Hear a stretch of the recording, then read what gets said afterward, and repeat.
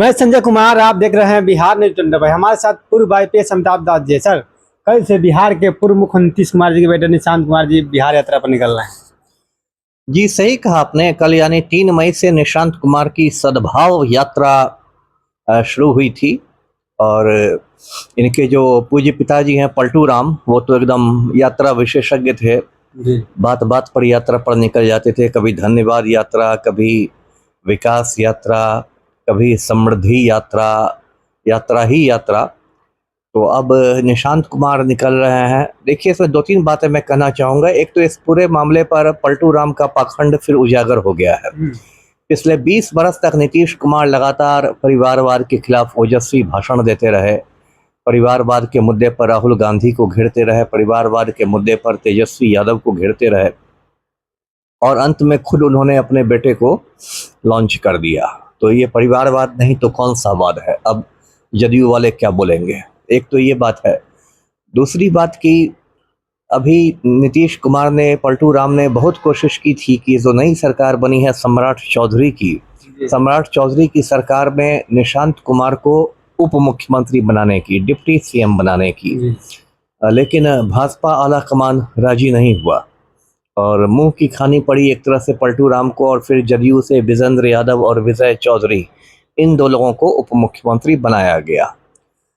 अब देखिए, निशांत कुमार निकल रहे हैं, उनकी गाड़ी भी तैयार है, निश्चय रथ है ना, एयर कंडीशन गाड़ी है, वातानुकूलित है। और ऐसी भी चर्चा है कि उनके साथ शायद संजय अंकल भी रहेंगे, उनके संजय झा भी रहेंगे जो कार्यकारी अध्यक्ष हैं जदयू के। तो चाचा भतीजा साथ साथ घूमेंगे। लेकिन देखिए, निशांत कुमार की बात देखिए, इनकी राह कोई बहुत आसान नहीं है ना, बहुत आसान नहीं है।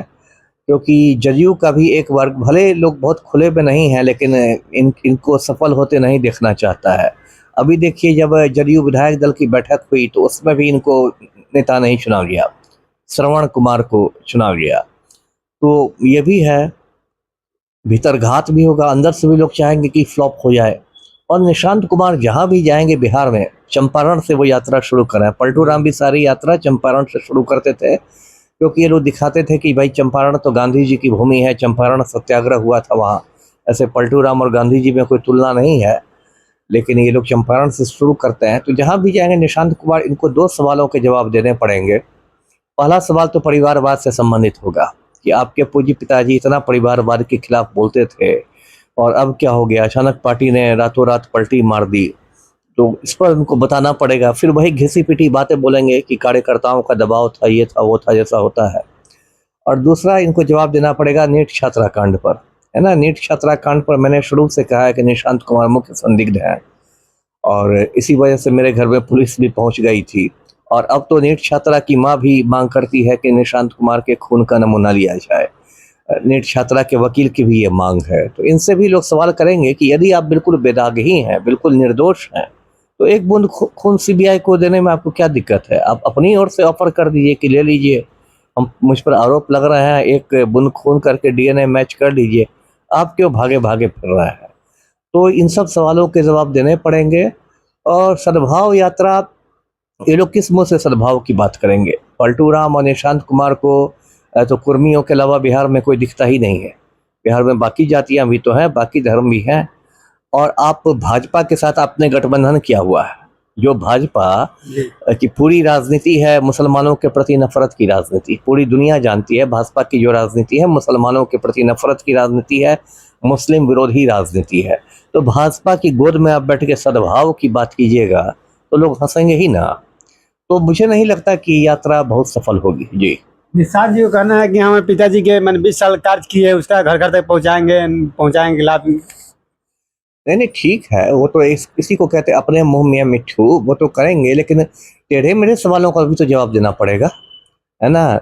20 साल तक आपने काम किया और बिहार पर 4 लाख करोड़ रुपए का कर्ज है ना। पलटू राम जाते आते खजाना खाली कर गए हैं।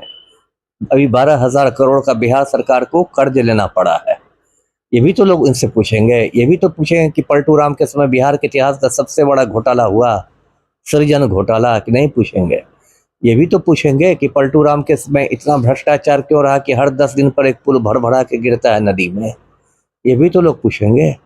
ये भी तो लोग पूछेंगे कि आपके पिता ने इतने सिद्धांत विहीन राजनीति क्यों की, बार बार पलटी क्यों मारते रहे, कभी लालू की गोद में, कभी भाजपा की गोद में, कभी कहते थे कि बीजेपी का मतलब है ये बड़का झूठा पार्टी है, कभी उसी के पास चले जाते थे। ये भी तो पूछेंगे। ये भी तो लोग पूछेंगे कि पलटू राम ने बिहार को कुर्मिस्तान क्यों बनाना चाहा, कुर्मियों के ही लिए इतना काम क्यों किया, बाकी को क्यों छोड़ दिया।